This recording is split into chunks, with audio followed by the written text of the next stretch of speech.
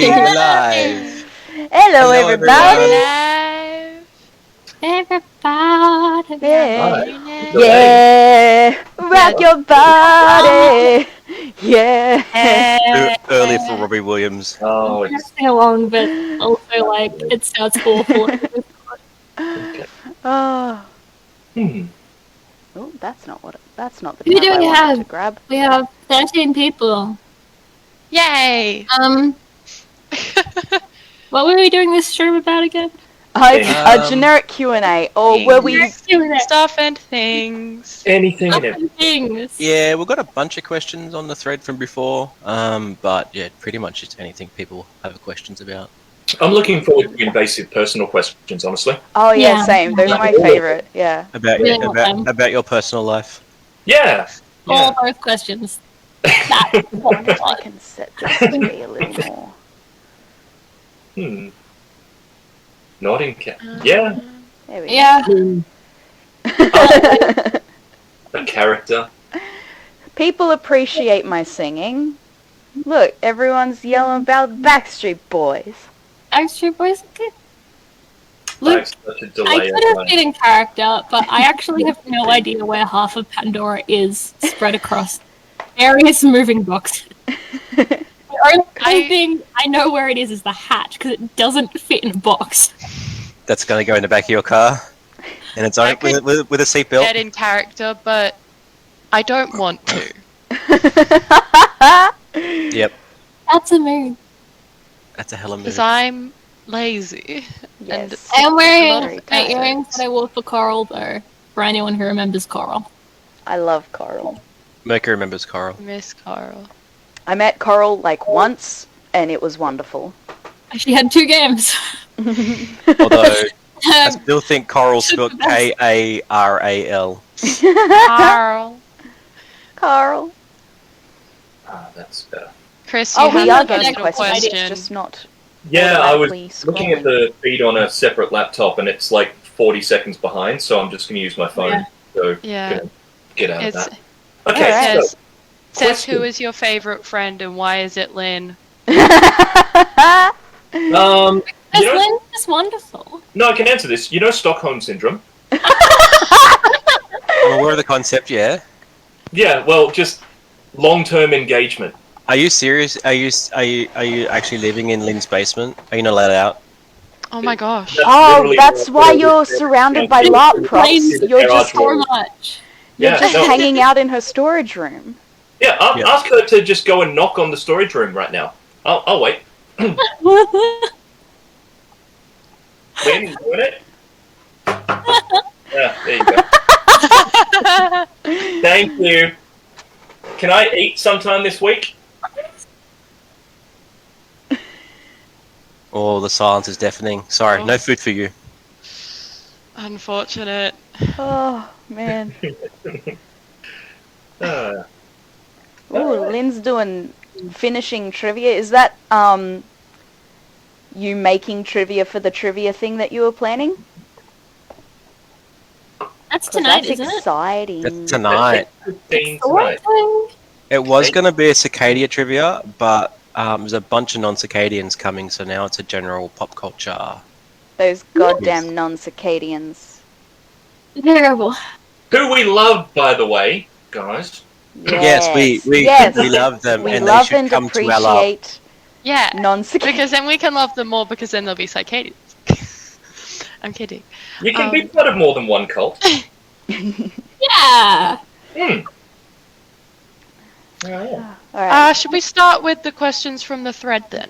Yep. Yes. All right. So we have a question from Leisha about the charm spell. Mhm. It says, if I understand this correctly, the spell makes the person it is casted on friendlier than otherwise be.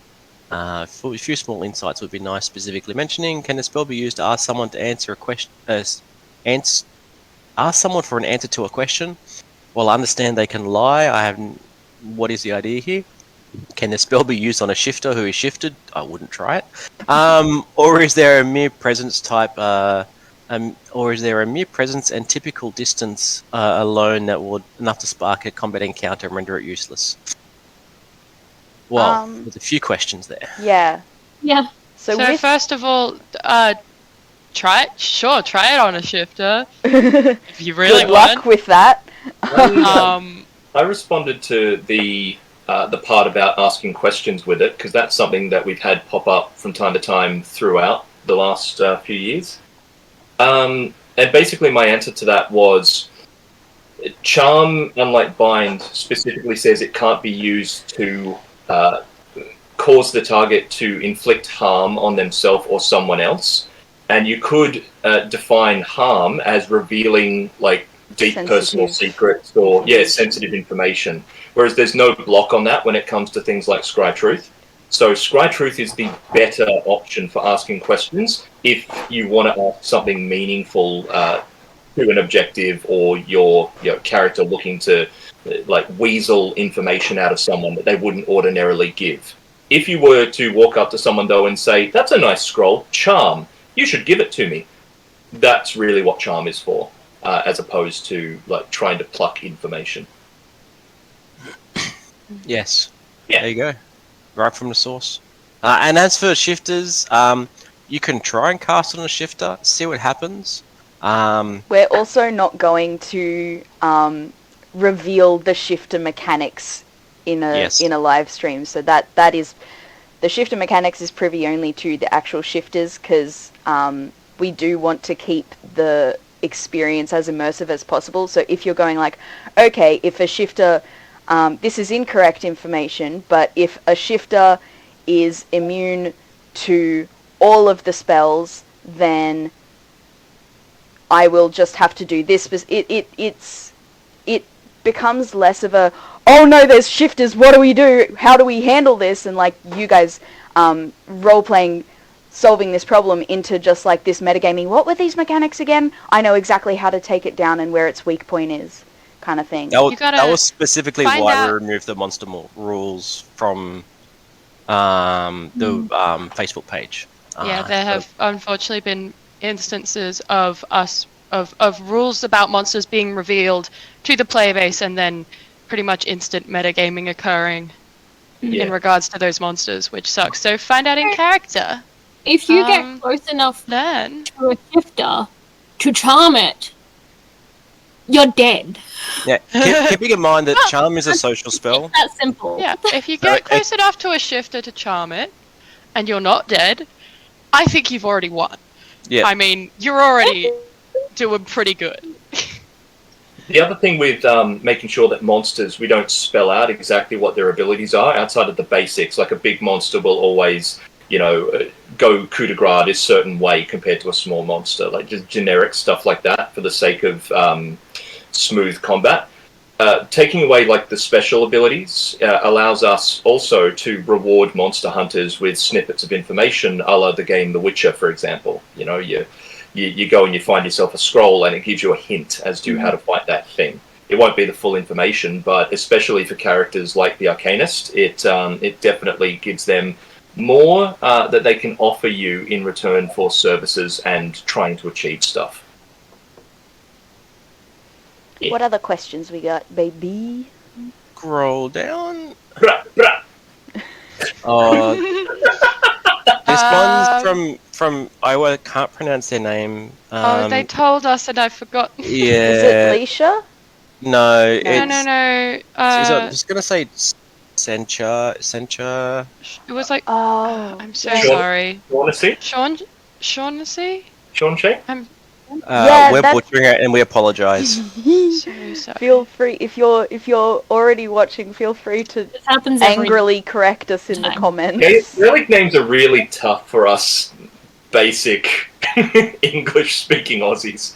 So they have a question here. What happens if your war gets damaged beyond use of the game? I recently saw someone talking about their bows breaking. If something like this happens, does it happen in character or out of character? Are you allowed to swap the broken weapon for another one to continue the game, or are you down a weapon for the rest of the game? Sorry, I missed the first little bit of that. If a weapon breaks, Right, so like your physical actual prop breaks yep. partway through a game. Go and bug one of us to get you a loaner weapon, I reckon. Yep. Because that's that sucks. That's an out of character thing that sucks. Yeah. So yeah, my response to that is And it's very both much in and out of character. You, if you want to roleplay. Yeah, it's both Yeah. in and out Emily? of character. You feel free to roleplay that your weapon broke, but also if you have another weapon, you can swap it out. Like that rule of not swapping war gear isn't designed for that particular situation. So we're totally happy to let you swap war gear out or borrow something from our loaner kit to do it. And you can feel free to roleplay that your weapon did actually break in character and you had to borrow one for the rest of the forming, and you can then do what you need to do sort of out of character. Also, according to Google, it's pronounced Shawnee. Shawnee. Oh. But take that with a grain of salt because who knows. That's sounds very Gaelic. It is Gaelic. Hmm. It's definitely Gaelic. What's our next big boy question, Millie? Next question. We can answer one in the chat if you want. There's one come through the chat. Before it disappears before it into scrolls the ether. away. How do the non-adventurer folks of Tavern Town think about the constant warring between camps? Does each camp have their own collection of generic NPC non-combatants like Tavern Town, or are they just mainly player populated? We could go around and say how you imagine it works for your camps. Go around your little cheeky circle. That's right. Depends on which circle. If we're going to start with you, or we're going to start with Bort. No, with Bort, because Bort's starting this time. Adson was at the top all of the other times, but now I'm not. I don't start with C. I start with I in Discord because I'm I ratio green bucket still. All right. For light camp, it's mainly player populated, but there are, a couple inhabitants of Archon Wood sometimes running around, maybe little gnomes or pixies or something, and like one or two probably like civilian worshippers who like to hang around and help out in the camp and stuff. But light camp is definitely mostly player populated. Erasio green bucket. Yes. The clan is... So the way I've set up my version of the clan is that it's kind of similar to Tavern Town in that it's like directly ripping off Tavern Town to annoy Jove and also slightly to annoy Chris. Love you, Chris. So there are, in the clan, there are like some stalls and stuff, but it's more like the black market rather than like reputable shops and everything. And I've got the bar in the center that I've made a public channel now, so you'll if you're on Discord you can go and hang out in there, and that's got like some food stalls and everything for some food stalls of my personal favorite foods because I can, so I did. So for when it comes to the clan, the adventurer types are mostly player populated, but there are kind of the occasional like NPC merchant or shifty guy with lots of gold watches in his coat pocket kind of thing. Yeah, the sort of people that would just hang around in a camp rather than straying too far outside of it. Not really the adventurous types, just the shifty stationary types. I have a follow-up question to that actually, because it's been a while since we've had a deep chat about our interpretations of the camps. I was wondering where you imagine it being based, since the Shadow are usually one forest, Light's usually one forest, the car park is usually Tavern Town, and the I get the idea of the Baba Yaga's hut popping up and jumping around for the circle, for how that sort of travels. So the clan is down by the Field of Ghosts, because that's sort of near where it's situated at game. It's kind of, if you just go on the other side of the tournament field, it's the Field of Ghosts. So my clan is plonked not right next to, but quite near the Field of Ghosts. And if you're active on Discord, you may have seen some fun stuff the other night happening in the Field of Ghosts. I like the idea of the clan's tents occasionally whistling with woo noises. And just things clanking with minor poltergeist activity. That does happen, and it's quite annoying. It's cute, I like it. And then Kassan walks out, "Oi, start off, ghosts!" Clanging pots together. Yes, yes. Yeah, all right. Millie, what's your NPC population like? So, Cheddar Camp has a moderate NPC population. There's a bunch of goblins running around in Shadow Camp. So there's two main goblin, I guess, clans that exist sort of in the West. One's a bit of a feral population that Joe's trying to strike a bargain with. And they sort of live in Sneaks Woods. And they will sort of eat anything that moves. So I'm not sure how he got a conversation going with them, but I mean, more power to him. And I don't ask where he's getting the milk from. I really don't want to know. It was a deal with the previous voice of Ruin. So they're a feral group of goblins. There's a not feral group that sort of live in Shadow Camp, and that group has decided upon themselves to take over Luther's mead hall that he had and convert it into a makeshift casino that does sell alcohol, but mostly it's playing games. There's a goblin there called Dishrag who runs the kitchen. The food's there is questionable. The food like? Yeah. It's questionable. Just don't ask where the meat comes from. It might be other goblin. I just don't ask questions. And there's a bunch of like NPC like burly orcs just sort of wandering around the camp, making sure that fights don't have weapons. But beyond that, they don't really do much. Cool. So Becky, I think is next. Oh, and actually, no, Chris, I can't.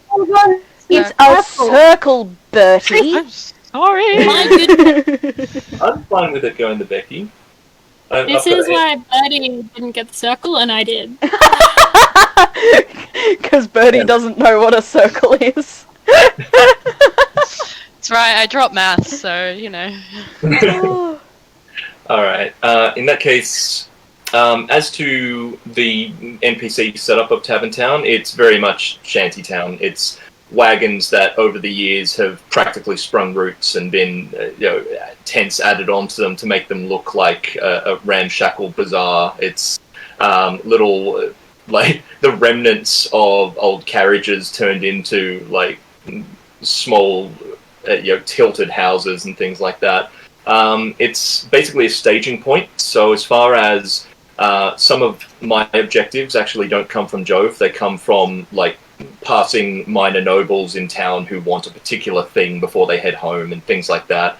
Not that they interact much with the adventurers though, because with all the wizards and undead and other stuff, I mean, again, the average Scy'kadian looks at the adventurer folk of Guardian Vale and goes, "Oh my god, what are these things? Like, why are there so many elementals?" You know, that kind of thing. So they try to keep to themselves. There is a small force of general town guards, which is a mixed bag, mostly human, some half-orc, all the rest of it.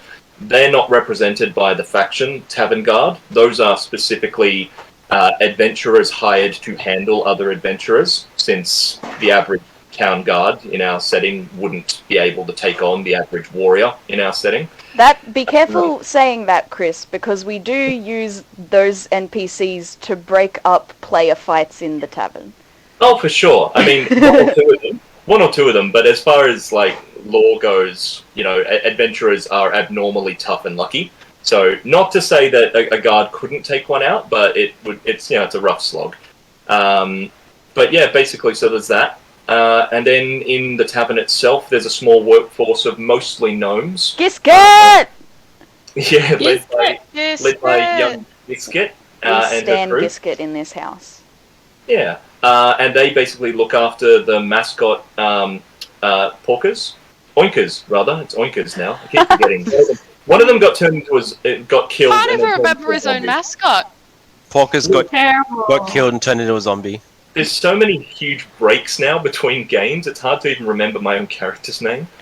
But yeah, as far as... and then, of course, there's Andrew Barman / his other endeavours. But basically, the way that the townsfolk of Tavern Town feel about the warring factions is at least these are mortal beings with rules. And at least there are some peacekeepers, i.e. the various factions of Tavern Town. Again, rules, a lot of my objectives... Peacekeepers. Bah! Again, a lot of my objectives are not so much, let's go and defeat this group, as the townsfolk are really worried about all this ruinous sorcery going on. We need to curb that a little bit to help them feel better. Or some stuff got stolen recently, we need to get it back from A, B, or Z, So yeah, they worry, but they have confidence based on the fact that there are adventurers who stand up for them specifically. Is the population of your shanty town sort of shifting and changing over time? Like, do some merchants leave and some arrive? And oh yeah, for sure. There'd be some like hard sloggers, but the thing about the Weft is it is an unstable, horrifying place. And I mean, we recently had a bunch of many-eyed cultists basically scare everybody away. So especially recently, there would be new faces, old faces would have finally given up and gone home. It's, I mean, towns in the West barely last a year for the most part, so lasting 5 years is abnormal. Yeah. Becky. Yeah, the circle doesn't really have any NPCs per se. There are little spirits that manage the library. I have not roleplayed with them in the Discord because I'm tired and don't have time to be a smart wizard. Only one brain cell. As far as NPCs, I have one. Sorry, could you repeat that? You kind of cut out a little bit. Your internet's having some issues. My internet at the moment. Uh-oh. This is what you get. Yeah, I have one brain cell. It gets... Shut up, Chris. As far as NPCs go, because Circle just kind of randomly moves sometimes, and no one can control that. Varian could control that, but we all know what happened to Varian. So it just kind of randomly moves. So I can't really imagine anyone really wanting to settle down there beyond the camp members. Here's a question. You have to constantly move. I have a follow-up question. Yeah, you did.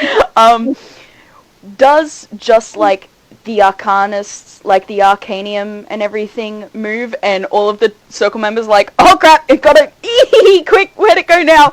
Or is it like the whole kind of area? Do people just wake up in a different place? So, for those who don't know, both of those are funny. There's like the inner sanctum, but then there's like the outer camps, and the inner sanctum is kind of this bubble. And there's the traveling tent, and anything that's in the traveling tent is moved, but if you're foolish enough to have something outside of the traveling tent, no, it stays behind. So, yeah, they're pretty much constantly having to move tents and stuff, and often the tent will move without people in it, and so then you have to try and find the tent, and we love it. And Pandora can't control it, so the tent is an NPC. I count the tent as an NPC. Let's be real, it's a great tent. But yeah, that's why the circle moves around a lot at games, because it has a mind of its own. I have this horrifying image of the tent actually being a greater air elemental that is just holding the tent together with a light breeze. Who knows what the Alte did to make that tent, Pandora doesn't. it sprouts like 50 legs and then just goes. So here's what you do, Becky. When if the current tent breaks and you have to find a new one, you make that like part of the plot of like the circle's objective for that day is to try and figure out how this old tent works so they can apply it to the new tent. That's definitely an idea. I like that. Keep that in mind. Alrighty. What other questions we got? I'm gonna ask this question because Eileen forgot to ask, and I'm not sure if Eileen's here, but this one's for you, Eileen. I remembered. So I recently put together a thing for Scycadians that want to know the current Scycadian date, and there was a follow-up question for that. What's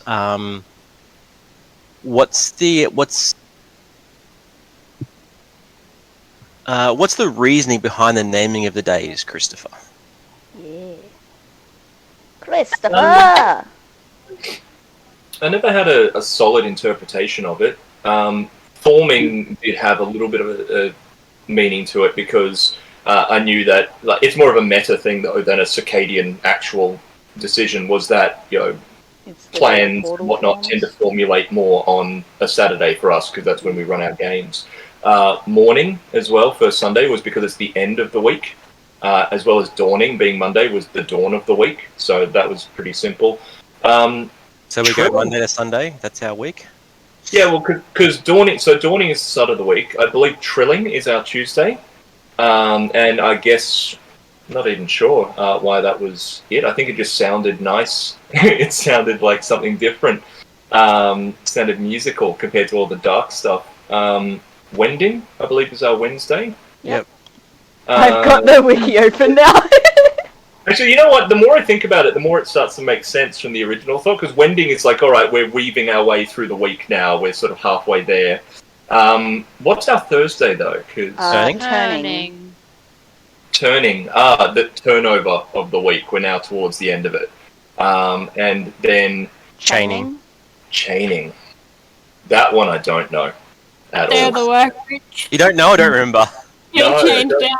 I'm sure there was some reason, because the other ones, when I say them, I go, oh, wait, no, I get it. I get why I would have done that. But no, chaining, I've got no idea. Petition to rename chaining to Horatio. No. Denied. No. I think it could be open to interpretation. I'd like to see philosophers debate it. I'd have to update my code, and I don't want to do that. Another circle objective. Come up with a new name for Friday. No! I'm just going to start taking notes. Writing it down. My plots are written for the next year. And we got forming, and then I assume morning because it's the end of the week. Yeah, it's the death of the week. Yeah, that one I always got, like, the first time I read the names, like, dawning, the start of the week, morning, the end of the week, that totally makes sense. Yeah. And just for people's thing about the passage of time in Scy'kadia, we don't measure months. In fact, months aren't a thing. So when people want to measure time, they will often mention cycles. Is that correct, Chris? Yeah, fortnights. Cycles of the Ghost moon. Yeah, I was going to say dragon. I'm like, no, that one only pops up once a year. The ghost moon. Basically, ghost moon rises every 2 weeks, and so that's basically a cycle. There you go. Seasons. Seasons we had 90 or 91 days. Question yes. regarding cambions. So Nathan asks, regarding cambions, the wiki states that they are usually the tragic result of despicable pacts or rituals gone awry. Is there any clarification we can get on this without delving too much into lore the common adventurer would not know regarding whether, can a human become a cambion through messing with powers beyond their understanding, or do cambions act the same as Nephilim with a celestial parent, or ruinous in this case? They're still born with a parent. I think we left that fairly blank because it could delve deep into trigger warning territory of some nastiness. but it could also be something as simple as a ruinous ritual affecting a nearby pregnancy or things of that nature, like the ruinous mage burn, like affecting the child of the caster when that finally comes along. Pacts being things like, your third-born daughter will, be born my child, not yours. That kind of sinister stuff. But what do you guys think? Well, I mean, I always kind of interpreted it as similar to D&D, where any infernal influence in the bloodline could end up manifesting itself as a tiefling. So, for example, if a parent was a warlock but was a human, their child could end up being a tiefling because they have now infernal stuff going on. I kind of interpret, some of it is, a ruinous and a mortal parent, but oftentimes, like you said, a ritual near a pregnant lady tainted the birth or something, stuff like that. I've also seen it done as a gift to followers of the Naga. So here, have a Cambion baby. I've seen people play that before. What about the children of Cambions? Can that run true in your mind, Chris? That's a good question. I think it's about as nebulous as the tiefling thing, really, because tieflings in D&D also sometimes have human children, don't they? Or am I misremembering? Yeah, so I reckon it could go either way. Tiefling is not necessarily a dominant gene, but it can pop up. Time to get out the Punnett squares, boys. Punnett squares! Oh man, I will draw Punnett squares of Cambion. Do it, please. So basically, so like the children of even like two Cambions having children could potentially give. I mean, if they're human, they could have human children, but obviously, if they're not human themselves, they can't have human children. That's not how genetics works. But they could very likely also have a Cambion baby as well. So, but it's not so much a human being turning into a Cambion. You can get ruinous mages with some demonic traits via mage burns, for example, but it's very clearly like a crippling injury rather than a glorious set of horns and a silky black mane that catches on fire, So would you say, Chris, sorry, just to follow up to the whole Cambion thing, would you say that Cambions are always born, and if they once were human, they were once human in the womb and were born a Cambion? It was never like a powerful ritual on like an already adult person that made them a Cambion? Yeah, I believe like back in like the time before the Vortex, maybe there were humans who could be physically transformed, half their genetics replaced by something demonic. But the way magic is now, especially, I feel like it would have to be something that is passed down to a child before their birth. While they're still forming and growing. Yes, the magic of creating a new life, the demon sort of hijacks it. Yeah, right. That makes sense. Yeah, sweet.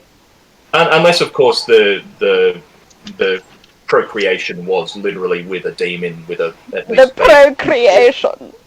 Are we saying that's like 100% like bam? You're going to be a Cambion if that happens? Oh, I would have said absolutely. Yeah, if your dad is literally or mother is literally a demon. Yeah, a lesser demon. Yeah, and key point: lesser demons. Yes. You cannot be the child of a Naga. Sorry. So, to squash any hopes and dreams. I've drawn some Punnett squares. Yes! Let's do it. So, we have 3 examples. We have a human and a Cambion, in which there's about a 50% chance the child will be a Cambion. And then we have 2 Cambions, in which there is pretty much there's a 75% chance that the human will be a Cambion. And then we have a human and a lesser demon, in which there is a 100% chance that the child will be a Cambion. There we go. Love it. Now you know. Yeah, sorry, no Daddy Drocker, man. Sorry, Ned. Alrighty. What shall we jump? There's a follow-up question that. Squares. But Cambions are always born that way, unlike mage burns would happen after birth. Yes. Yeah. Yes. Cambions are always born that way. In fact, Cambions don't necessarily have to be like magical even, but they tend to be drawn towards sorcery because it's in their blood. Their blood is literally made up of ruinous magic. I've got Lady Gaga playing through my head now. She was born this way, didn't she? That was all of the questions from the thread. Cool. Sweet. Marvelous. Wonderful. Alright, so Madeline would like more information on other towns of the Weft that didn't survive.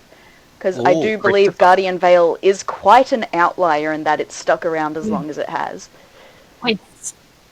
Yeah, Guardian Vale sticks around for a while because all the ruins that lie under the hill have all these strange wards, and they're a mixture of, Yinradi human and stuff that hasn't been identified, and it's all just... It acts as sort of like a repellent that occasionally stops working. So whenever we get, big invasions of monsters, it's... other townships just have to constantly be on guard. They constantly have to have walls up, Guardian Vale is honestly...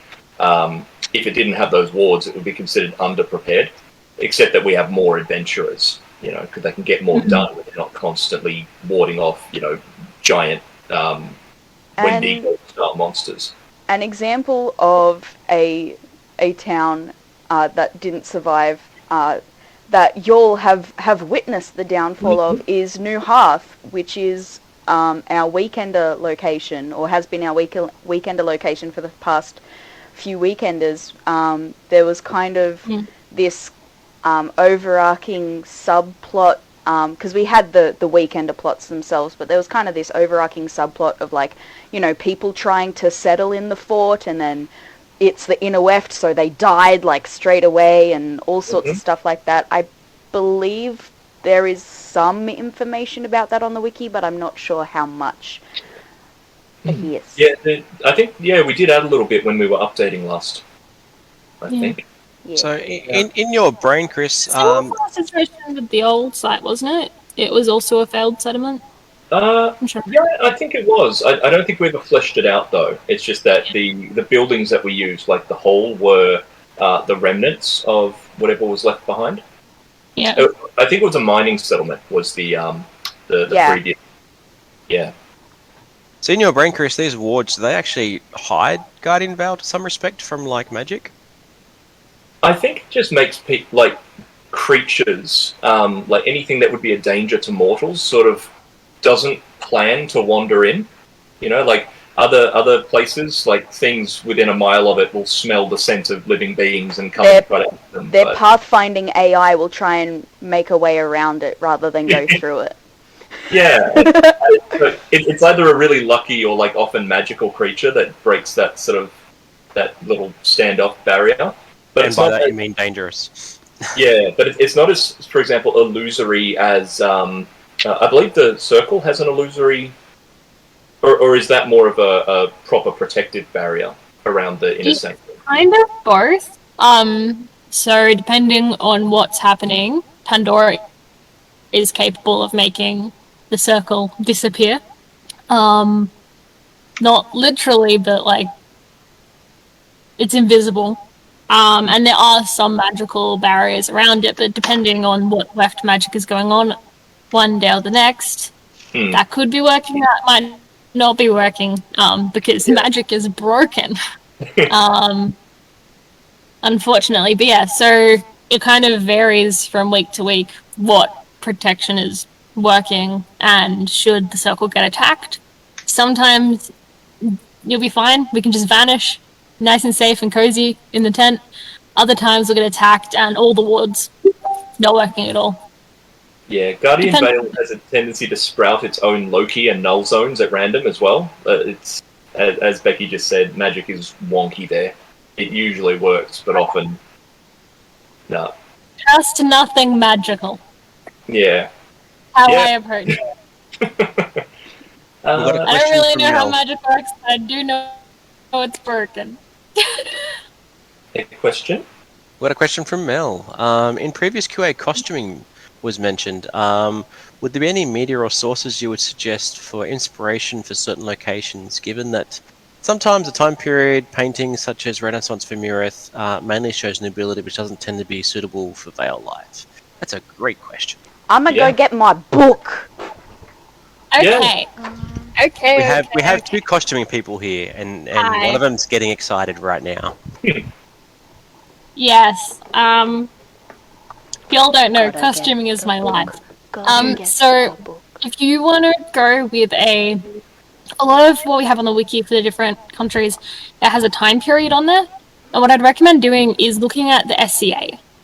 Because if you can find that period, if you look up that time period and look up SCA, there's a lot of people in the SCA. If you don't know SCA, Society of Creative Anachronism, I don't know. I'm not part of it, but they do amazing costuming. I would highly recommend looking them up if you want to, especially Arcos. Arcos and Mareth. Because you just look up that time period and put in SCA next to it, and you'll see real people in real costumes for that period, and half of them will do nobles and stuff, but the other half will often dress like peasants and stuff. So, and it's a really good book. So a key thing to note while we say all of this is that the realms of Scy'kadia are inspired by these historical cultures and everything. They are not, historical accuracy means nothing. We have elves. we have magic. We're just inspired by them. Yeah. So feel free to if you're really vibing with that Renaissance aesthetic and you want to go full historical accuracy with that, that's absolutely fine. But just keep in mind that you don't have to, and we don't expect you to, and the realms are not those places. The politics are not the same. Their history is not the same. So just keep that in mind when. This is mostly I say this for backstory reasons. For costuming, go wild, but for backstory, they're not those places. And also keep in mind, though, in terms of historical accuracy, just because we're not going for historical accuracy doesn't mean that you can go and be like, okay, then I'm going to do a costume from the 1920s, because we do have set time limits. I can show you. We have general the set time periods. So my you don't need to biggest be advice, accurate, but don't be too out of the time period. Yeah, basically anything too close to the modern period starts getting modern people thinking of everyday stuff. If you did do something from the 1920s, for example, you're thinking of The Great Gatsby and whatnot. I mean, you'd look at that, everyone else is having fun being a fantasy character. The second you see someone walk in a Leonardo DiCaprio tux, your brain just goes, oh, it jolts you, and you're not in that. It's too close to home. It's too close to normal. So it's the same as someone rocking up in an Adidas shirt, with a very clear emblazoned logo. It just takes you out of the moment, and it's a courtesy thing to other players to put yourself in the appropriate ambience for them. Yeah. So I have this great book, The Chronicle of Western Costume by John Peacock. It's very wonderful, but for some reason, all of the African and Middle Eastern people at the very beginning are all white. I don't know why. But it really does go through all of the eras and everything, and all of the sort of costuming, and they do include peasants and stuff in here. It's not just all nobles. So using this book as reference, I'd say the latest you can kind of go with your costuming is the sort of early to mid 1700s, because that is the golden age of piracy kind of vibe that we've got going on. But that is that's really as far as I'd go. I would even go, I personally would limit myself to be a little bit further and kind of stop it at 1700, because it's still got the similar kind of vibe. But yeah, I have book. It is tasty book. it took a very long time to get to me, so if you also want to order one, be prepared for a very long wait, because it is quite a popular book as well. Mm. If you really want to do 1700s, I would recommend against wearing panniers, the giant hip hoop things, because they're very impractical. What I was going to say earlier, Lynn, is what my biggest recommendation is look at the silhouette of the time period we're aiming for. We have sketches on the site. I can't remember who they're by. Sorry, go ahead. Is it Jenny? I can't remember. Anyway, no. There's sketches on the site of like kind of a recommendation of the style of costuming. If you want to do something a bit more interesting, I'd say look at the silhouette of those, look at the shape of those costumes, and then build your costume from there. It doesn't have to be the same fabrics, it doesn't have to be the same length, and the sleeves can be a bit bigger or a bit smaller, but as long as you have the silhouette of that nation, you're doing pretty good.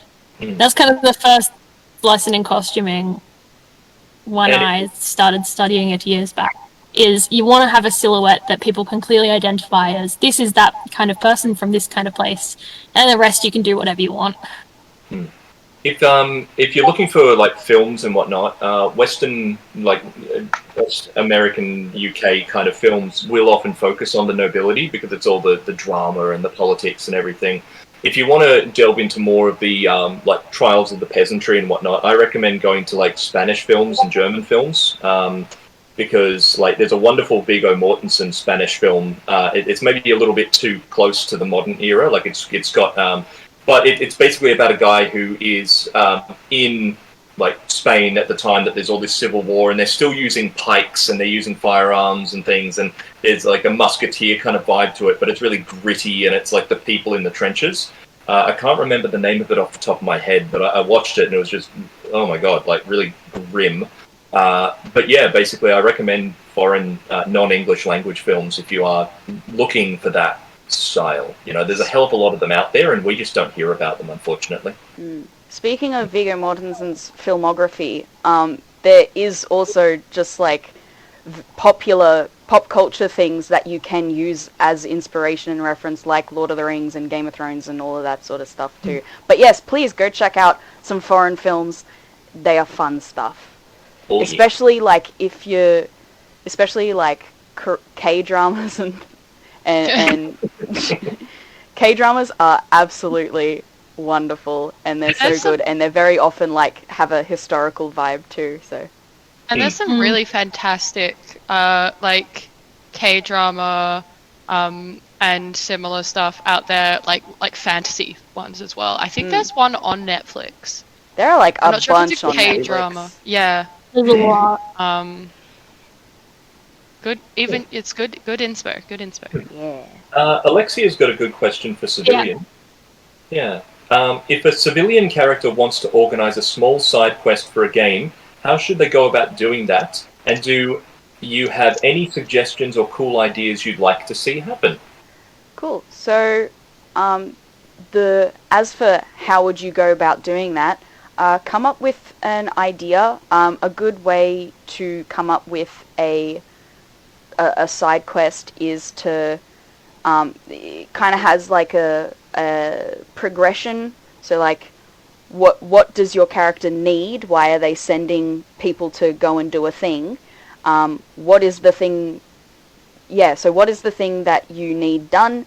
What's a fun or interesting way to do it? And what is like that end goal, or what problems will arise from that? And it's always fun to come up with like my advice for like writing a quest is to have multiple potential endings, because trust us, the moment you give a player a job to do, they will complete that job in a completely unexpected way, and you have to make something up on the spot of how that is going to work. So come up with the idea, send it to us via email, admin@scy'kadia.com.au. Is there an .au at the end? There is. Yep. Yes. Scy'kadia, admin@scy'kadia.com.au. yeah, so shoot it through to us. We will, if there are any tweaks that need making, just like for it to better fit our game, better fit the whatever's happening that week, we'll make suggestions if we feel there are any to be made, and then we'll be like, cool, go for it, buddy. That buddy sounded really patronizing at the end. I do genuinely care about you all. Into the world. But yeah, plot ideas. What are some plot ideas that you'll want to see? Just before that, you can also run competitions as well. I mean, if someone wants to run a game of Troll Ball for us, or if someone wants to, they've seen something on a TV show that they think that could be fun and translated into the game. If you want to do that, great. Basically anything that it will engage more characters than just your own is usually going to be okay with us. A big reason for emailing us is mostly so that we can make any tweaks so it doesn't bend mechanics, offer up a suggestion for rewards, and also so that we know what's going to happen. Because a lot of the time people will pursue major objectives, and if we know you want to run something at 2 p.m, we'll go, okay, we will work around that and try to incorporate it.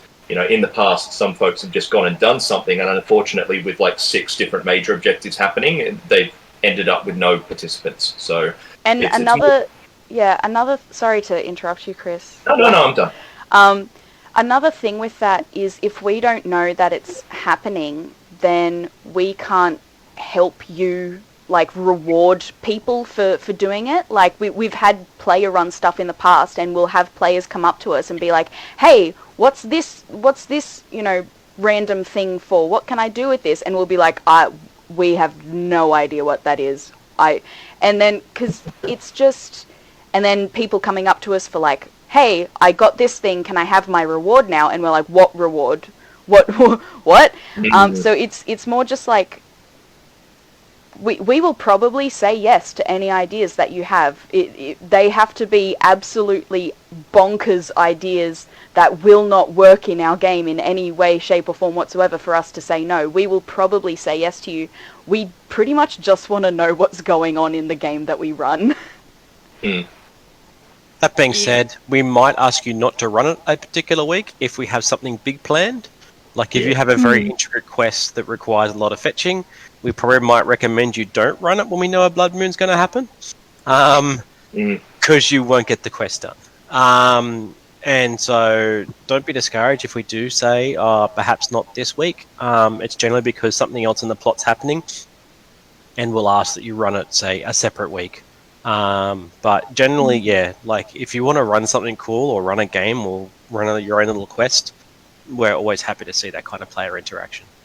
Yeah, honestly, the big thing about role-play games is that you really want players to be bringing their own fun and their own activities to the game to begin with. I mean, I want to see more people, as far as what we want to see, I want to see more people just, engaging in a little bit of light gambling on the side. More people, talking about the philosophy of, why the hell is chaining called Chaining Day, and just basically, it doesn't have to be a fight kind of game, it doesn't have to be constantly competitive. It can just be the community at large being alternate personalities and, enjoying their time together, and I'd love to see more of that, honestly. I mean, I had a wonderful time interacting with a new player the other day where we saw a bunch of random, we had a chessboard and a bunch of random pieces that weren't proper chess pieces, and we just sat down and went, how the hell do we do this? And we just said, let's make all the pieces knights.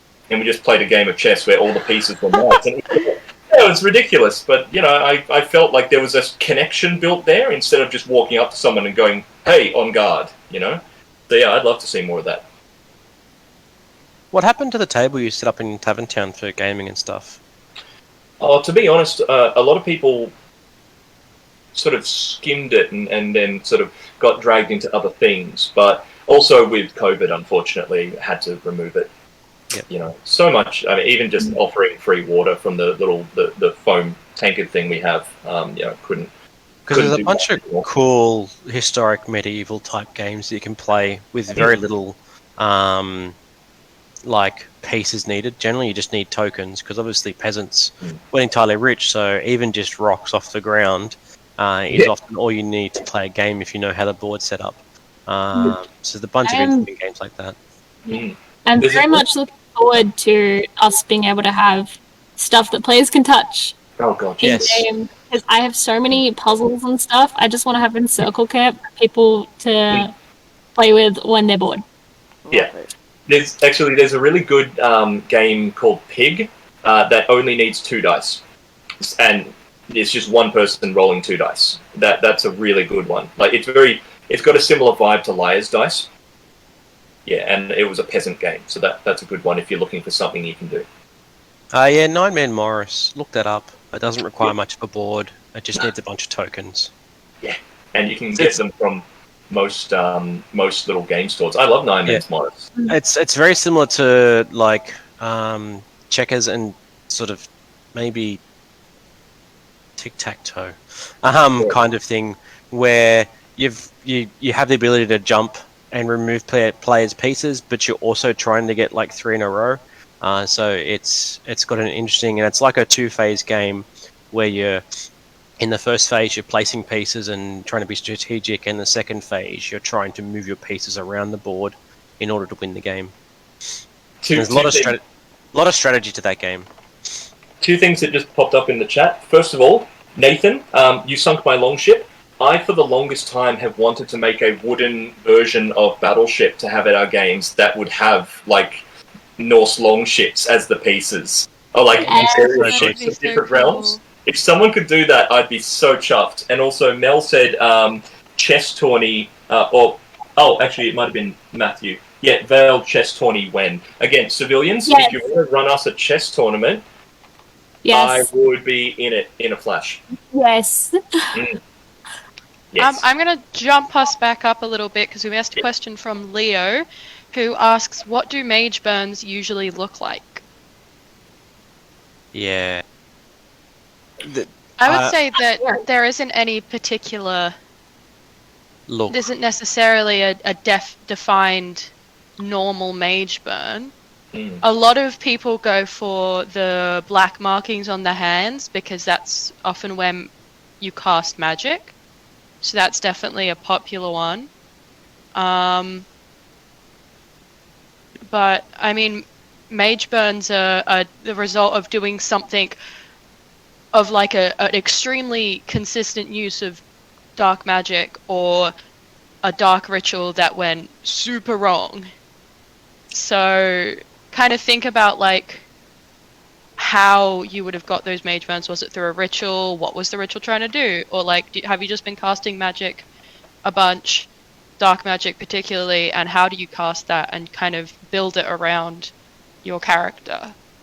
Yeah, I've always seen I've seen people represent it as you say, like it's a reflection of the spell or the intent behind the spell. So, for example, you can sometimes look at a mage's mage burns and figure out through the clues like what they were attempting.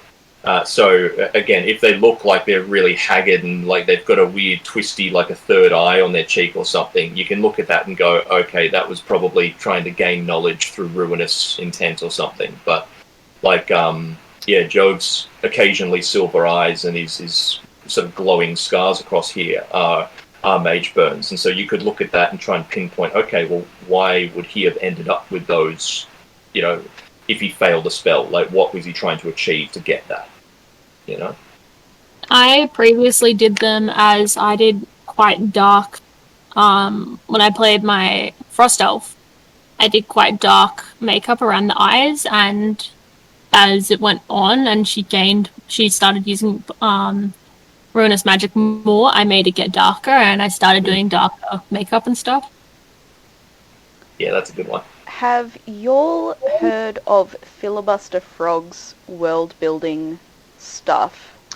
Oh, yes. Because if you aren't aware, there is an artist who goes by Filibuster Frog. They're on Tumblr and Twitter and all the various things. And they do a bunch of really funky world-building stuff set within D&D. So this is D&D specific, but really great for inspiration. And they have an entire, selection of spell scars specific to, D&D spells. But they are really cool and really funky designs. A link in the comments to the world building Filibuster Frog's world building master post, which has the links to all of the spell scars in there. They're very cool. But they're also really got like funky. A bunch of different like inspo for racial traits and everything like that. Obviously, this isn't like straight up like canon in our lore or anything, but you can absolutely take inspiration from this because it's really, really cool. Really, really dope. And like I just love these spell scars, and they would be such cool ideas for like if you have been hit by a similar spell that we have, or if you or for mage burns. Like the designs are so dope and so interesting. Oh, love it. Anyway, that's my little recommendation done. Cool. Yeah. I just had a thought actually, because the idea of like mage burns affecting elementari as well, it would be like, I can almost imagine it going from, because we were talking about this the other day, but you know the fawn from Pan's Labyrinth, how it just looks like there's something wrong with it, and like it's starting to become more like a plant than a living being. You know, you can imagine a life elementari that has started dabbling in magic that it doesn't normally use. So it's using like fire magic and frost magic and whatever, and now it looks like a half plant, half goat being, but now it's also got like this icy blue at the end of its fingers, as though there's another element starting to corrupt it. Things like so that. Cool. That's so cool. Yes. Yeah. What's another question? Another question? Another question, please. I thought I saw another question, but I don't know. Another one. Another one. And another one. I think we're running low on questions. Did the Thunderdome on top of the boar question get answered? No. Madeline asked, did that get answered? I don't know what that question is. You're going to have to resend it. Thunderdome on the boar. There's a question from, how do we pronounce that name again? Shaughnessy. Shaughnessy. And I'm probably butchering it, sorry. I know you're in chat now. Would the Goblins Play have been considered a side quest or something else? Well, since we're beyond the Weekender now, that was a what we consider a task / a minor objective that was given, honestly, by me, but on behalf of the Many-Eyed Emperor to people who were sort of involved in that. So that could definitely be something for a civilian to do. Again, organising a play, that sort of thing's always appreciated. But that specific example was an objective that actually led directly to the boar burning down. So that was all pre-planned. Yeah, that helps. Was that the one that constantly kept getting interrupted by shifters? Yes. We're trying to railroad you guys, goddammit! Just let us railroad! I swear that the third time the shifters came roaring in, and one of the actors just turns around to go, "Oh, bloody not again," as they fall. I was like, someone has to fix this. Alex, how many elementari up to now? What's this, number 3? Alex, you just made a new one. Oh. Joel says, what's the opinion on exploring further into the Weft? Descriptions of the inner Weft and some of its features, such as the giant portal within a crater, are interesting, but are they off limits for player-created fiction? Are they too important or difficult to explore? That's a good question. It is. How big is the inner Weft, Chris? Well, often we describe it as like this big nebulous area, but I imagine it can't be that big given the location. Well, if Arcos is roughly the size of, I don't know, like Germany, France, Italy, like that chunk of Europe. Which part is? Sorry? Which part is, sorry? Well, if Arcos is like, it's much bigger, like a big chunk of Europe, then I'd say, yeah, the West. I can't really put it into miles or kilometres without really looking at it, but also remember that the Weft is a constantly shifting landscape, and the deeper in you go, the more it is corrupted by its proximity to ruin. So, like, that big portal in the very center is honestly where Ruin was first sort of the gate to Ruin. That's where the gods had to fight their way in to stop the demons while their mortal followers did their jobs. So, and is that portal still active? Well, the portals, as far as the lore are concerned, have not been active until the last couple of decades, really, because I can't remember when the time of uncertainty began, but our characters are sort of living in the opening stages of what might be the reawakening of these portals. So, yeah, there's nothing to say a character couldn't delve further westward, but the second you do, if you're not traveling with an army, you are risking your life every moment, and so your chances of survival become extremely slim. And it's not just the creatures in there. Magic is very unpredictable, and you might find yourself wandering along and then fall asleep for 100 years. Yeah. Or in a stasis field where you're alive but just stuck unmoving for an eternity. So there's a number of accidental magical things that could happen there. Plus, I imagine the Inrati probably had a bunch of magical traps just scattered around the place. Yeah, well, the Inrati were along the sort of southern... It's the southwestern border that Guardian Vale is on, and we're sort of where the Inrati Domin used to be. So I don't know if doing my finger like this is doing the right thing, or if I'm flipped. Let me just take a look. No, that's the wrong way. it's this way on Facebook.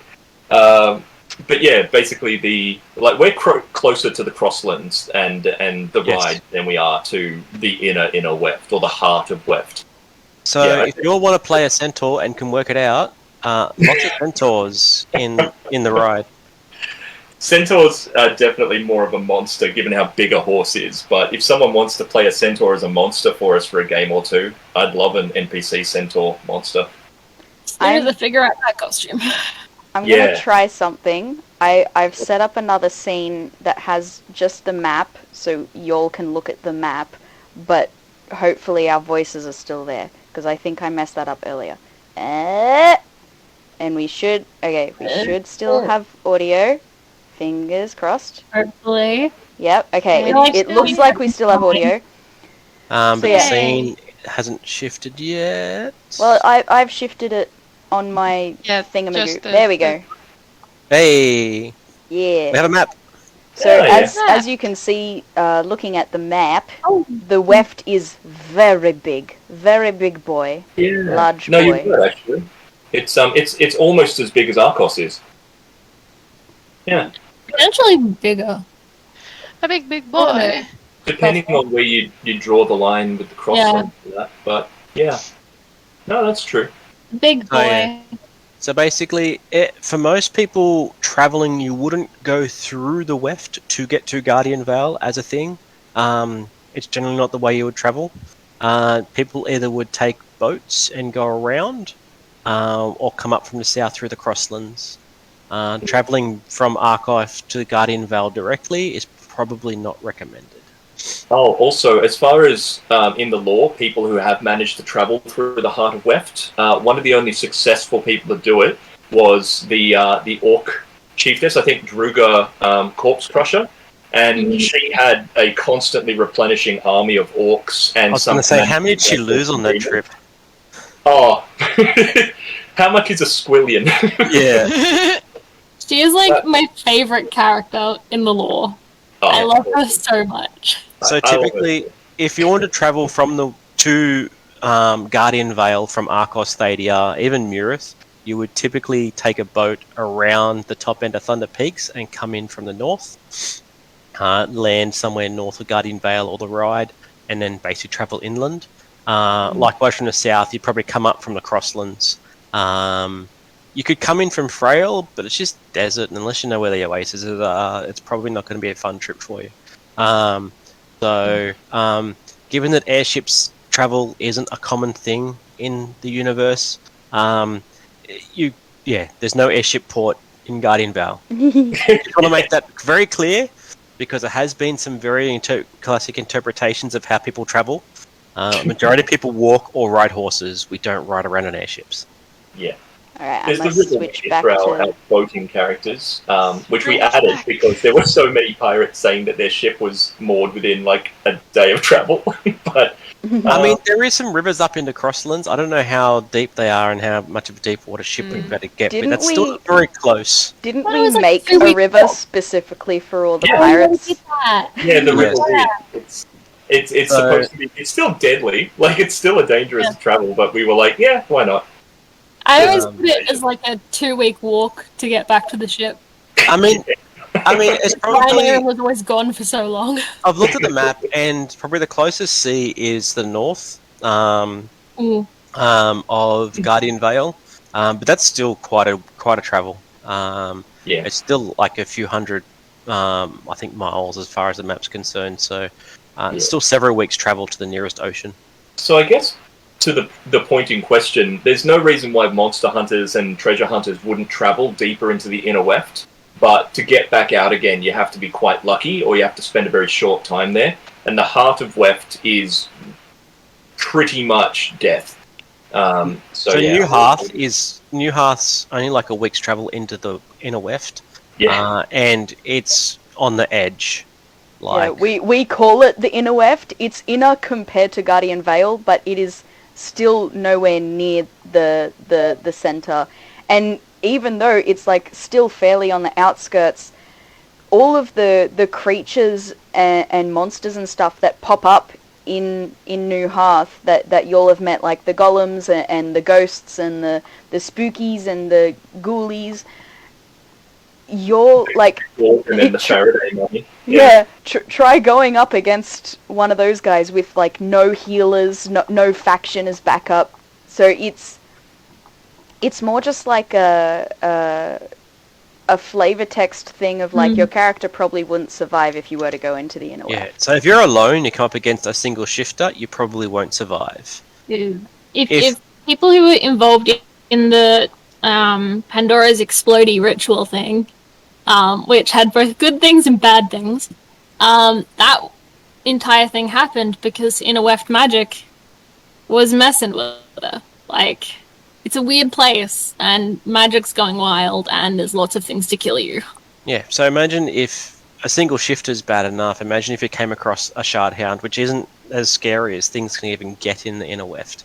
A single shard hound would kill a small band of adventurers. So It nearly did on the Discord the other night. yeah, so like imagine coming across against a pack of shard hounds, or even something bigger like a giant. It's a scary place. It's a dangerous place, and unless you like got a very provisioned army, or some very experienced monster hunters with you guiding the way, along with a band of wizards countering any wards and magic traps that get left behind you. Yeah, expeditions are generally very well thought out and planned before they head into the inner weft. So I just remember my first weekender, which was also Addie and Birdie's first weekender. The Elemental comes out, and watching it barrel through people, and I just so bolted cool. back to camp. Like, And that was the moment when I was like, I don't want to go back to the inner weft. No, thank you. Let's stay I was away. like hiding behind a tree because I wanted to see what was gonna happen, but I didn't want to be part of it. So I feel like that for me was a very much moment of going, oh, this is what the inner weft is. This is why people die here. So anyone who remembers that, or anyone who's gone up against Bogo, the Cyclops, you in a group of people are like, you get smashed if you're in a group. Imagine just like 5 adventurers going on a happy little, you're dead. You're dead. Very, very dead. So we should probably... We've talked about this for long enough, I think. We nailed this topic down. Nathan has a question, which I think is quite fun. More of an out-of-character question, omit details as needed, but what was the original theming/idea behind each of the admin characters, and how have they evolved since creation? Shall we go in an S circle this time? Or... So an S would start. So Bertie, me, Millie, Becky, you? Yeah. Yeah. Okay. Okay. Great question.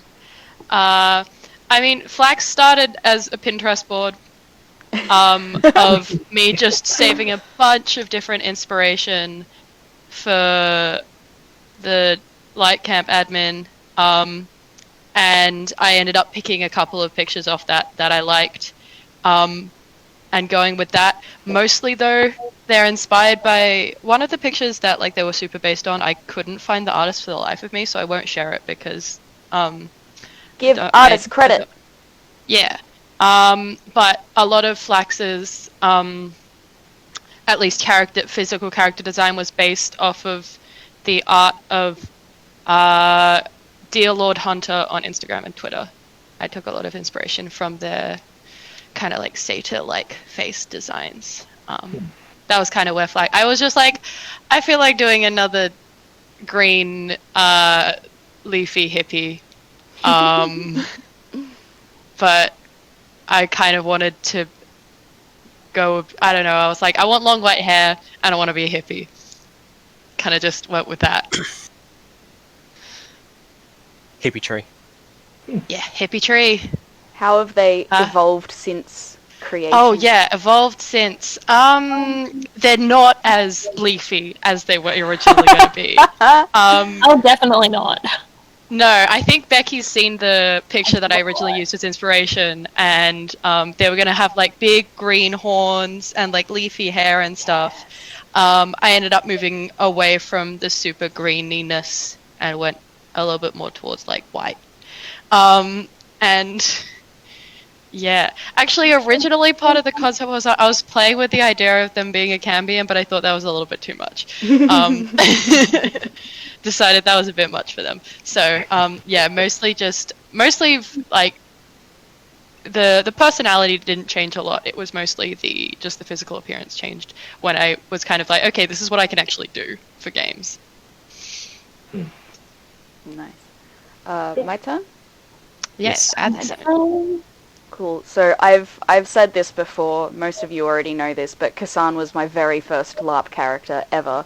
Scy'kadia is my very first LARP ever too. So like legit very first original thing, and now he's the Pirate King.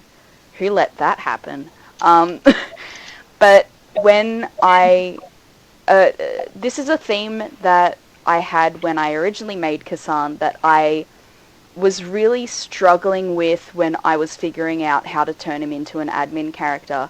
But one of my very first one of my core themes for Cass is that he is just a guy. Like he's not magical, he's not fancy. When I was making his backstory, I didn't want him to be like a captain or anything. He was just one of the able-bodied sailors on a boat.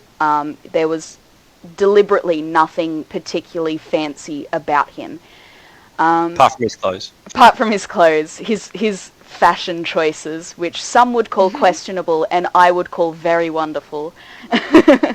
But yeah, him as a person, there was nothing really significant. It was I wanted to focus on his personality and who he is as a person rather than how fancy schmancy he is. And over time, I think that worked really well. Even before Cass became an admin character, I think he was kind of one of the faces of the Veil that people enjoyed.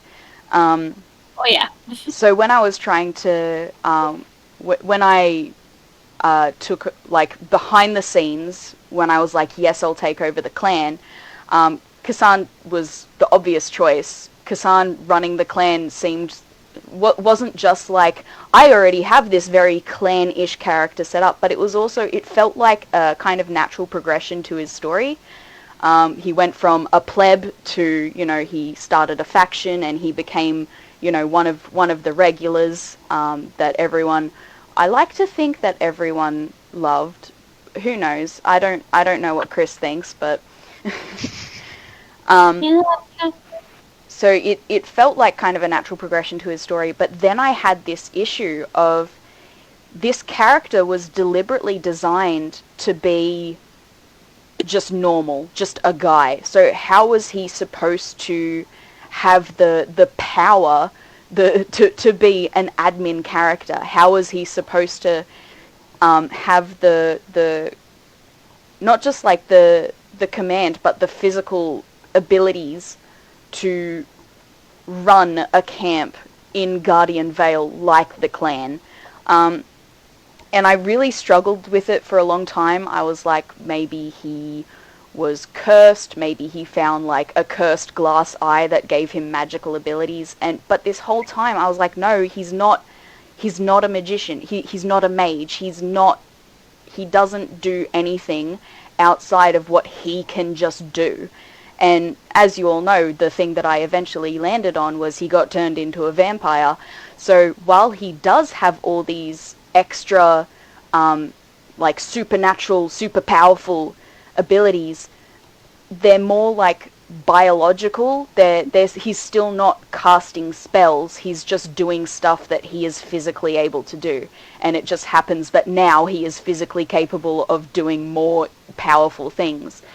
So that's kind of, I know I talked for longer than Birdie did there. I tend to talk a lot in these live streams, and I apologize. It's a long character. It's got a lot of stuff. Yeah. We love Cass. Yeah. But yeah, So that much. was... I mean, I could talk about Flex for ages, but it'd all be spoilers. So. Yeah, Cass is significantly more spoiler-free since he has been around for such a long time. But yeah, that was kind of that's how he's evolved. Like he is more powerful now, and it's not because he has magic powers or was blessed or was cursed or whatever. It's because he's biologically now able to do those things, and that's how I married that. Like, he has to be an admin character, but he also still has to be Kassan. Yeah. I'll shut up now. Becky. Oh yeah. Wait, what? What? No, it's you next. You. Yeah, it's you. Really? Corin, much like Cass, was a player character before an admin character. And then when I became an admin, I thought about it for a while about whether or not I wanted to just push Corin aside and create a new admin character or elevate Corin. Ultimately, I thought it'd be more interesting to elevate Corin to be an admin, and show that, like, you can progress, like, up from, like, the pleb to the all-powerful beings or whatnot. That progression is possible. Sort of a inspiration story. But Scy'kadian dream. Yeah, as for my inspiration for him,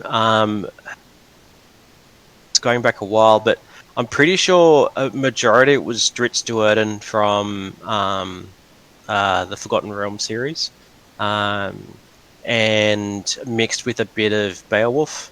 And his costuming is from his backstory, asking about any character. He may stab you, he may not. And how he shifted over time, he's definitely become more sorcerous. He was originally just an assassin. He was a tier 3 assassin for quite some time. And then some things happened in-game that led him to be able to take up some magic. And since then, he's been a lot more sorcerous, a lot more dark magic-y. So he doesn't have mage burns yet. Because he's only really taken up sorcery in the last few years, so he hasn't really pushed the boundaries of magic yet, but no doubt it'll happen. Now it's Becky. Inevitable downfall of all ruinous beings. Something. Well, with Pandora, I just kind of panicked for a bit at first. Because last time I tried to play a smart character, Panicked. I swung between hating it and loving it, and Millie knows all too well how she turned out. So when Gabe was like, "Hey, I'm gonna be stepping back," and I was like, "Oh no!" Yeah, so I panicked for a bit, and then I went, "Okay, who's a smart character who I love?" And it immediately went to Gandalf because Anyone who knows me knows I cosplay Gandalf. I love Gandalf. Gandalf is my favorite character of all times. So I went, okay, Gandalf. Where can I go from there? Pink Gandalf. Pink Gandalf. And then I went on Etsy, I looked up pink wizard hat, and we went from there. I bought the hat before I had anything else ready. I bought the hat get custom made and delivered. It's such a good hat. In the height of a pandemic. But yeah, I kind of, once I had the hat coming, I went, okay, what else can I do? Okay, needs to be a teacher, I guess. Let's throw that in there. What else can we do? Okay, needs to be in charge of a camp. And it also needs to be magic. Okay, a little bit of dark mage in there. She'll be right. I remember the discussions about the name where you were like, I kind of want to just go and call her Pandora Thistlethwaite, but is that too much? We were all just like, no, do it. Is it enough? I work at a post office, for those who don't know. And that means I write a lot of people's last names on packages for sorting. And one day I came across this package that said Thistlethwaite as the last name. And the first thing I do is I message, it may be Birdie or Millie, but I send a message immediately like being, oh, I think it was Addie. I don't even know who I messaged. I was like, is Thistlethwaite the name that I can use? And I think the response was you can't not use it. Yeah. You've said this name now, it has to be the name. And it all just went from there. But yeah, the hat started it. As for where she's evolved to, she's a bit angrier than I anticipated, but all my characters end up being angry. Anyone who knew Nayrin knows that, so no one's surprised. I think Coral was the only one that wasn't just constantly angry at someone. That's because Coral's senile. Anyway. She forgets everything that happened a few days later. I found the message. You just sent it to the group chat and you said, got this package and I'm totally stealing the name Thistlethwaite for a character.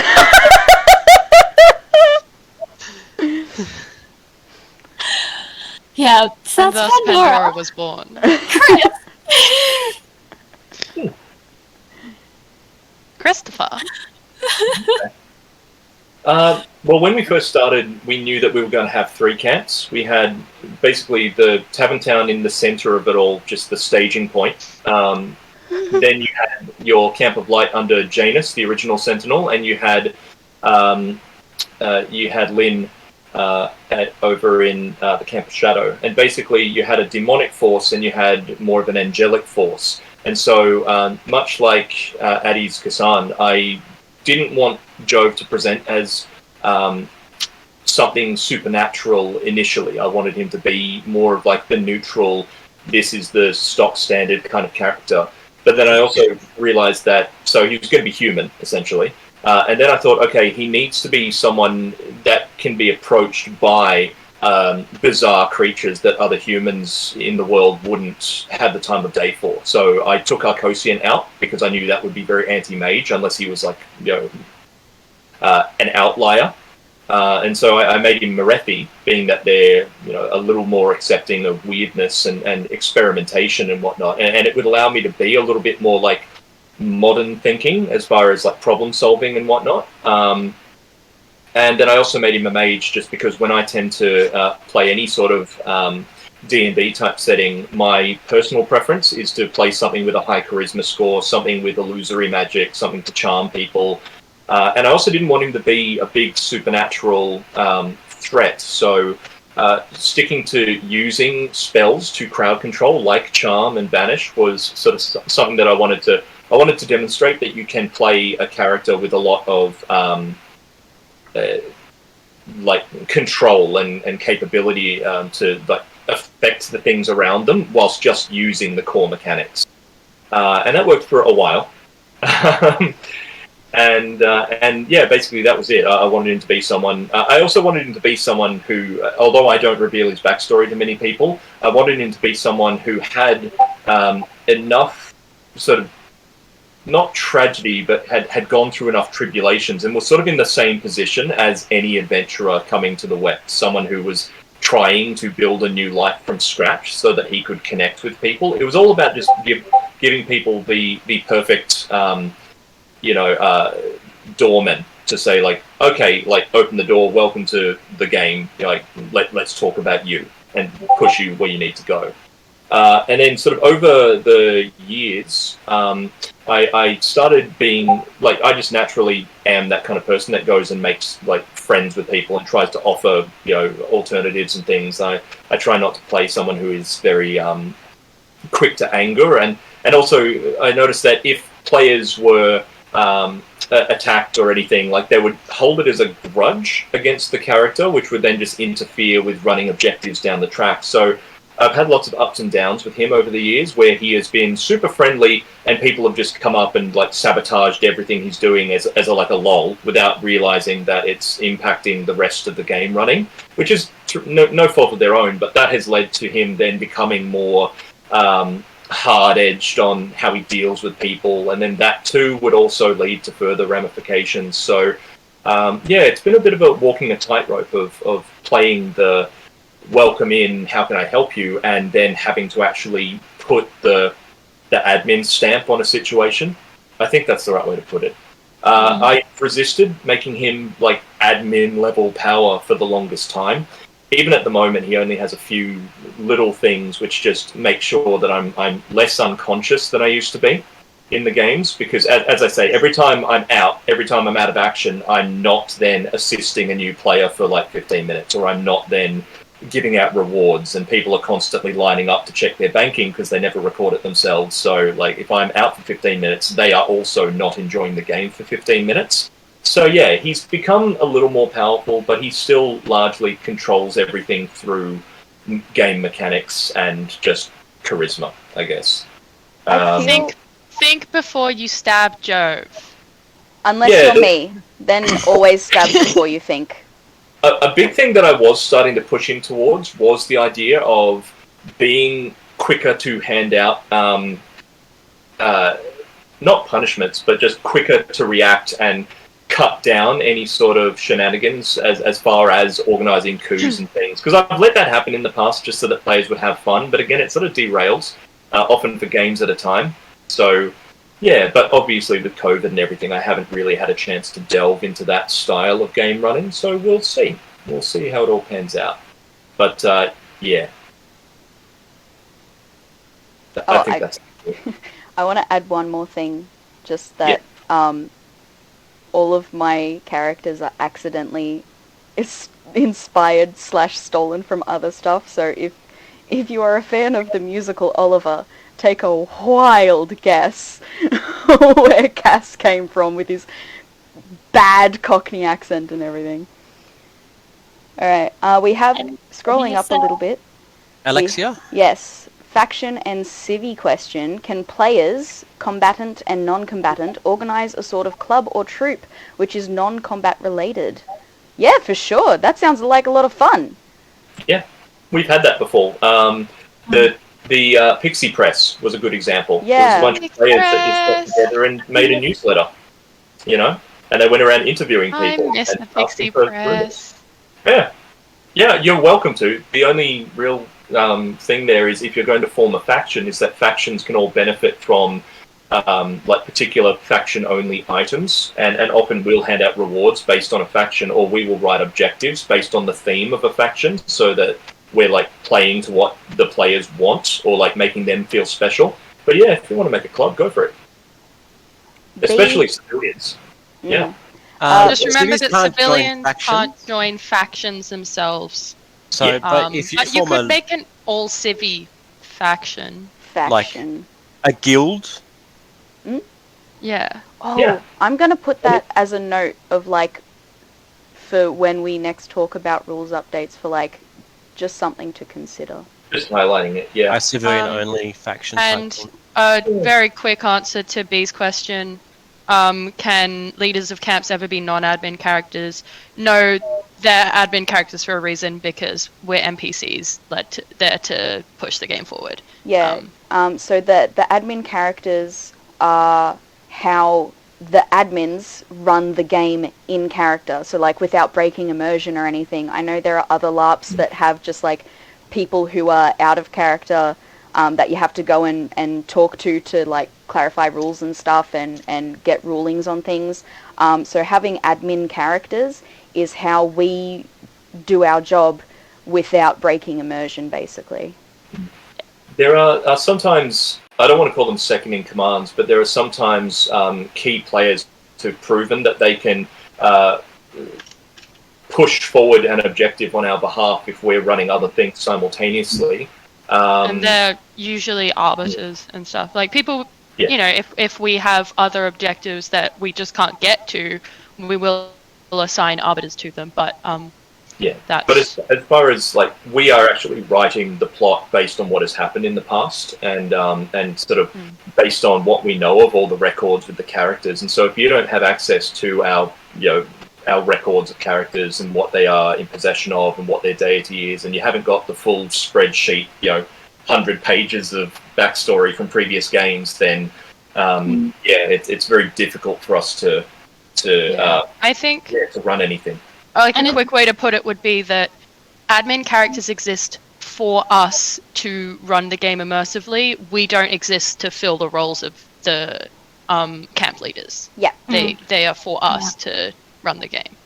And you have to remember that a lot of our job isn't just, as a camp leader, isn't just having fun and being super powerful. It's a lot of it is people management, making sure people are on the right track, and you spend a lot of the game out of character when you'd rather be in character. It's not as fun as it might look from the outside. We love doing it, but if you're a player, it's not something you want to do if you don't have to, basically. Yeah, it's what was the chant when we ask arbiters to run a task for us in the background. I always worry that it's, you're having to break character to keep an eye on the mechanics and whatnot. It's, there's more to it than just I'm now in charge. Yeah. So someone asked a question ages ago about the admin characters, and basically the admin characters aren't player characters. They're NPCs essentially. They're there purely to help other players with their plots and to run the game plots. We're in-character DMs. Yeah. Yeah.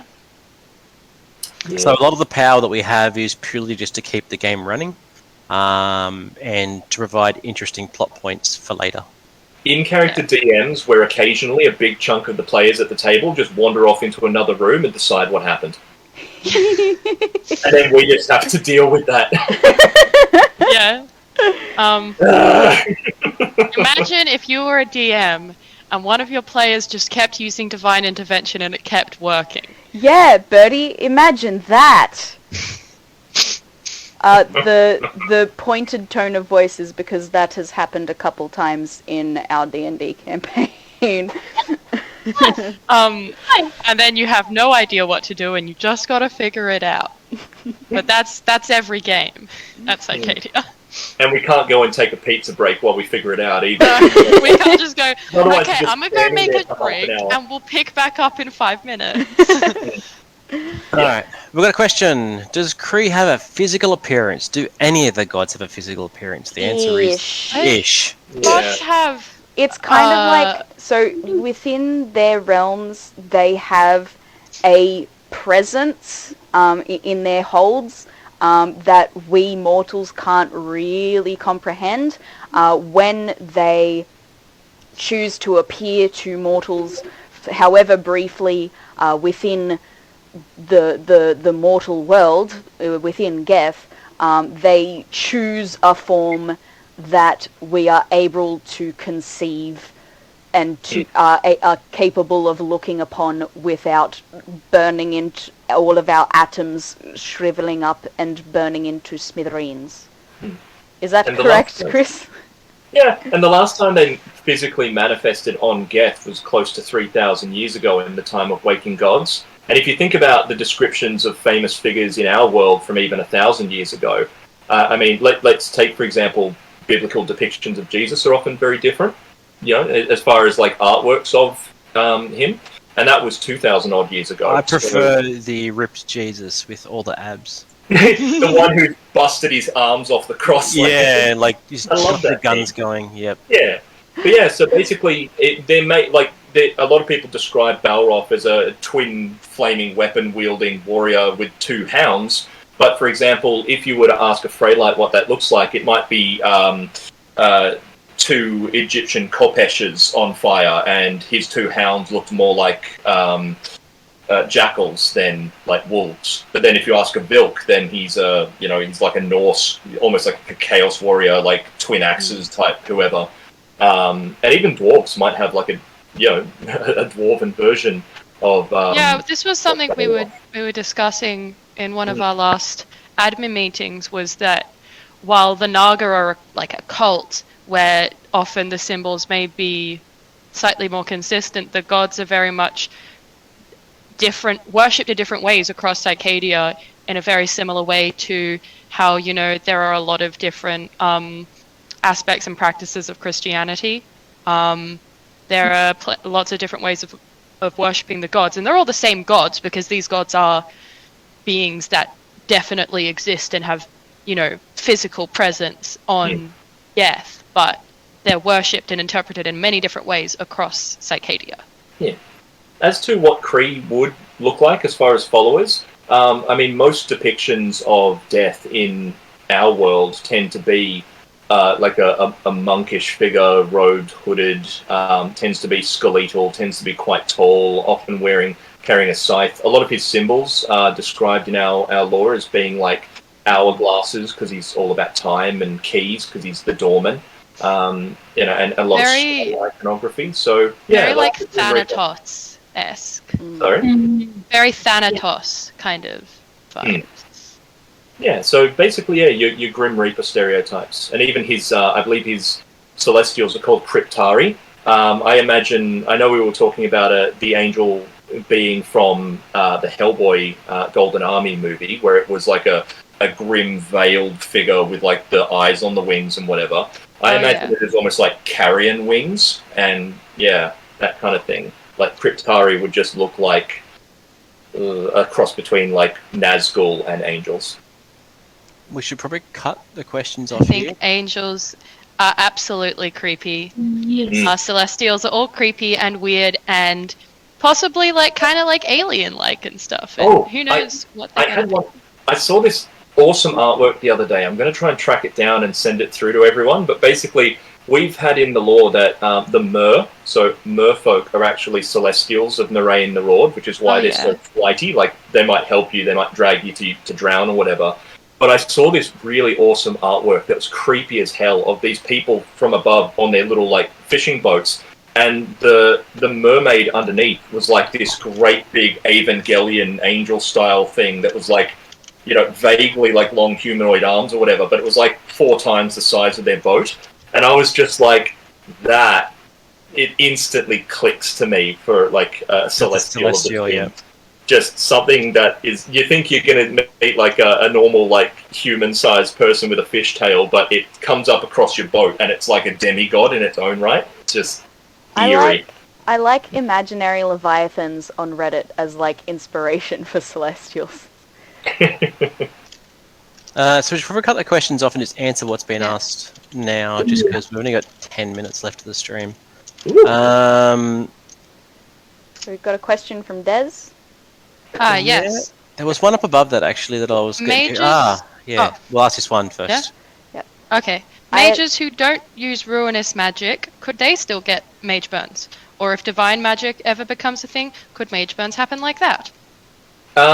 Yes. I mean, Jove doesn't and never has had any form of dark magic, but is riddled with mage burns. So basically, mage burns happen when you push magic beyond your and its limits. And you've got to remember that magic in this world is very much kind of broken. There's not as much magic in the world that there used to be. You're kind of grabbing at the strands of what's left. Yeah. And that can put a lot of strain on your body. And so you can have all sorts of effects. Because of mage using magic, or you could choose not to. It's very much up to you and how you want to depict your character and their relationship with magic.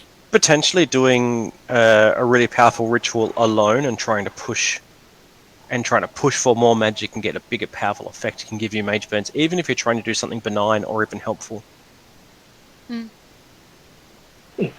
Yeah, I think probably many.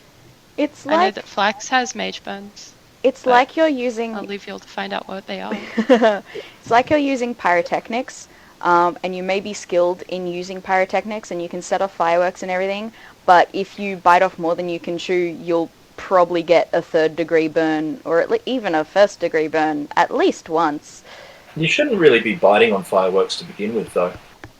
I think they taste delicious. It's like how they I have say one for about dessert horse every night. riding.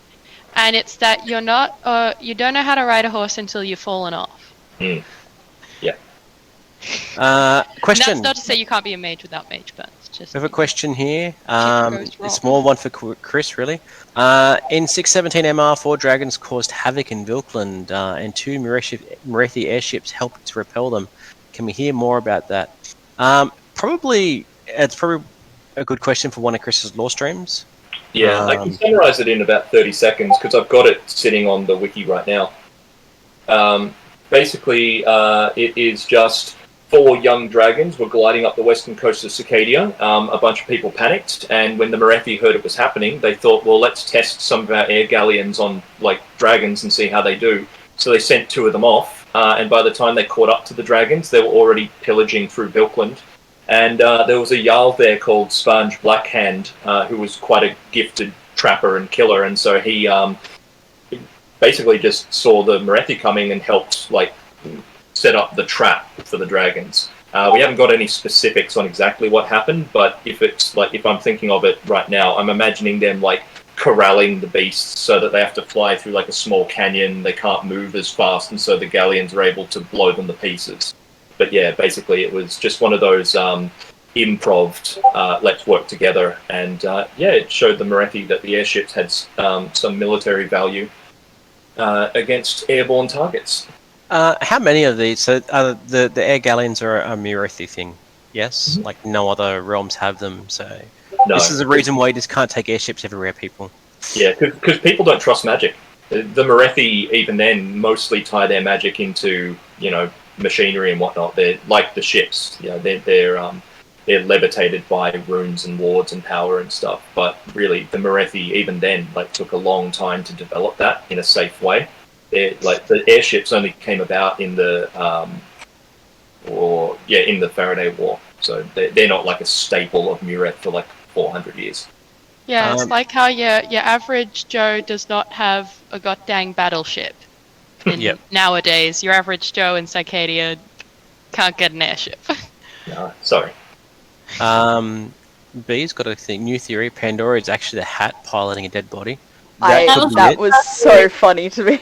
The hat is actually Pandora. The body's just whatever the hat's sitting on. Like Mario Odyssey.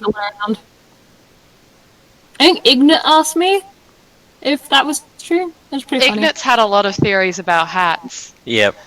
A lot. Hats are good stuff. Do you guys have any new races, locales in the works, or would you ever consider creating new races / locales? Ooh, that's interesting. So, we don't have any in the works currently. We're not actively trying to think of new races and locales. That said, every now and then we'll be deep in a lore discussion or something, in an admin meeting or something, and one of us will be Polynesian orcs, and we'll be yes! And so that's it more new stuff like that generally comes up organically, but entirely new races and locales, that's all you guys. If you guys have a cool idea for somewhere from beyond, I mean, that's what Beyond is there for. But how dare someone's phone go off? We aren't necessarily actively looking for new stuff to add. Yeah. We've got quite a lot covered as well, is the issue. Yeah. A lot of the suggestions that get sent our way, whilst we love the creativity, still fall loosely under other stuff that's already in the setting. It's just that the person might not have necessarily found it on the wiki, or they might have a different interpretation of what was written. So basically, yeah, a lot of like, as for what we're doing, like, an example of adding races in was the idea of the Frost Elves, which was a player creation, and we found a way to incorporate that into what was already there. You know, and like the Polynesian orcs, there was already a location that really suited that, and so we went, all right, let's flesh it out a little bit, as opposed to writing a whole new like country. You know, there's a lot of stuff in Scy'kadia as well that isn't brushed on. Like we say, okay, so there's a million like tribes in the Freylite Desert. That's open to your interpretation, but we don't need to write a new desert kingdom, if that makes sense. Yeah, I mean, in terms of new races, we did expand on the fallen elf lore to now include 3 types of fallen elves. But very that's recently. Just expanding on what we've already got. Yeah, and it's the sort of thing that we already have pretty much all the fantasy tropes that people should want covered. And we already have an established world. It's hard to add more places. It's easier to elaborate on the places we already have, whereas to add more places and to add more races makes it tricky with the lore that's already established. Yeah. And it would mean almost certainly so much, what's the word? Retconning and stuff to add. We don't want to have to retcon everything. Yeah. Yeah. Also, with the species that are currently available, pixies are a player push. Like, enough players were able to convince us that it was worth adding that into the setting, and more importantly, they were willing to put the effort in with the costuming. Because if we make a new species and only one person is going to play it, then, like, in a lot of cases, there's not a lot of point. And a lot of the more bestial races that you see in things like D&D honestly would require the kind of costuming that in like an Australian climate, it's already people get heat stroke just wearing a gambeson. So we're not going to allow you to play a race that requires a full fursuit every day, for example. Like even shifters we try to limit the amount of games because it's hard enough on their bodies to have to run around like that. But yeah, to then like we've seen other people come in with like creatures that look like monsters or centaurs. We had a giant like Skaven like rat monster at one point, but again the players couldn't really keep that up. So yeah, I'm sure you all noticed that when at shifter games it's often a shifter rampage for 5 or 10 minutes, and then you don't see the shifters for maybe 20 minutes, half an hour, while they go and cool down and get ready to do another rampage, because even in the sometimes relatively minimal shifter kit, you get super hot. And yes. Strangely, you notice that blood moons rarely happen outside of Rhyme. Yeah, funny that. It's almost like planned. Isn't that crazy? That's so crazy. Even the wolf time or the wolf moon or whatever, where they become like more effective and whatever, happens in winter. Isn't that weird? Wow. Joel, weird. every time I stab an admin character, it ends badly for me. Stop doing it then. Yeah, it's easy. Maybe hey Joel, I have a question for you. Have you considered learning from your mistakes? Just Joel? Don't learn from your mistakes. Stab me. I dare you. Just remember what happened when you tried to stab me. Just don't stab Solus if they ever come back. Definitely stab Solus. It's really fun. I would recommend. Blind character can be fun. Very stabbable. Alright, what else have we got? That's pretty much all the questions, and that's pretty good. We're like right on 2. So if we haven't got any others, which there aren't, I think we're done. I think we did it. Did we do did so good. I think we did it. Alright. And it's like exactly 2 o'clock. Wow, we actually slightly ran on time for once. Isn't that crazy? This is unheard of. I'm so proud of us. We are so great. But yeah, thank you all so much for jumping in and asking your questions. As usual, I will put a post up for any leftover questions that we didn't get to, or leftover questions that you had after we cut questions off.